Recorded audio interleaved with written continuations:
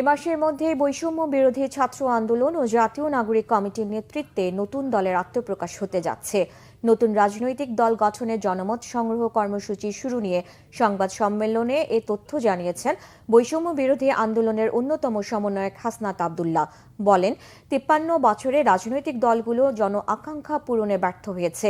নতুন দল জনগণের প্রতি দায় ও দরদের রাজনীতি করবে বলে জানান জাতীয় নাগরিক কমিটির আহ্বায়ক নাসির উদ্দিন পাটোয়ারি। বিস্তারিত জানাচ্ছেন মামুন আব্দুল্লাহ। 24-এর অভ্যুত্থানের পর থেকেই গুঞ্জন শোনা যাচ্ছিল বৈষম্য বিরোধী ছাত্র আন্দোলনের নতুন রাজনৈতিক প্ল্যাটফর্ম নিয়ে। নতুন প্ল্যাটফর্মে কারা থাকছে কিংবা কি ফরম্যাটে করা হবে নতুন দল, তা নিয়ে চলছে নানা আলোচনা সমালোচনা। এবার নতুন রাজনৈতিক দল গঠনের জনমত সংগ্রহ কর্মসূচি নিয়ে অনুষ্ঠিত হলো সংবাদ সম্মেলন, যেখানে খোলাসা করা হলো সকল প্রশ্নের উত্তর। সাংবাদিকদের মুখোমুখি হন বৈষম্য বিরোধী ছাত্র আন্দোলনের অন্যতম নেতা হাসনাত আব্দুল্লাহ, নাসির উদ্দিন পাটোয়ারি সহ অন্যান্য নেতারা। বলেন, গেল 53 বছরে রাজনৈতিক দলগুলো জন আকাঙ্ক্ষা পূরণে ব্যর্থ হয়েছে। 24 পরবর্তী স্পিরিট ধারণ করে এবং মানুষের আশা আকাঙ্ক্ষার কথা মাথায় রেখে নতুন দল গঠনের সিদ্ধান্ত নেওয়া হয়েছে বলে জানান তারা।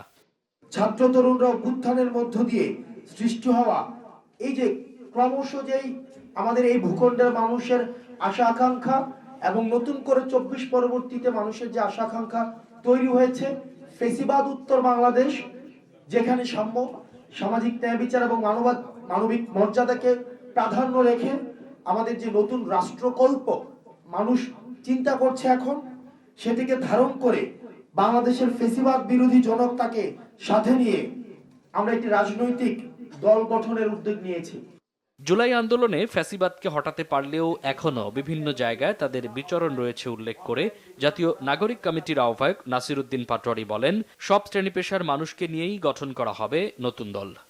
জনসাধারণ যেভাবে গণ অভ্যুত্থানে অংশগ্রহণ করেছিল, সবার মতামতের ভিত্তিতে একটি সুন্দর রাজনৈতিক দল যে আকাঙ্ক্ষার ছিল, 5 তারিখে মানুষ রাজপথে নেমে এসেছিল, তাদের সেই আকাঙ্ক্ষার ভিত্তিতে আমরা একটি সুন্দর রাজনৈতিক দল মানুষকে উপহার দেওয়ার জন্য এই ক্যাম্পেইন চালু করেছি। এই দলটি হলো আপনার এই মাসের মধ্যে আসবে। কোনো কিংস পার্টি বা সরকারি সাপোর্টের দল, এই যে কনসেপ্টগুলো যাদের মাথা থেকে আসে, ওনাদের হয়তো প্রিভিয়াস এক্সপেরিয়েন্স রয়েছে। দলে যোগ দিতে হলে উপদেষ্টাদের অবশ্যই সরকারি পদ থেকে পদত্যাগ করে আসতে হবে বলে জানান ছাত্র নেতারা। আমরা যে প্রক্রিয়াতে এগোচ্ছি সেখানে আসলে উপদেষ্টা থেকে দলে অংশগ্রহণের সুযোগ থাকবে না। যদি দলে অংশগ্রহণ করতে হয়, অবশ্যই উপদেষ্টার পদটা তাকে ছাড়তে হবে। নতুন দল গঠনের লক্ষ্যে অনলাইনে 1 লাখ এবং অফলাইনে 1 লাখ মানুষের মতামত নেওয়া হবে বলেও জানান ছাত্র নেতারা। মানুষের কাছে আমরা ফিরে যেতে চাই। মামুন আব্দুল্লাহ, বাংলা ভিশন, ঢাকা।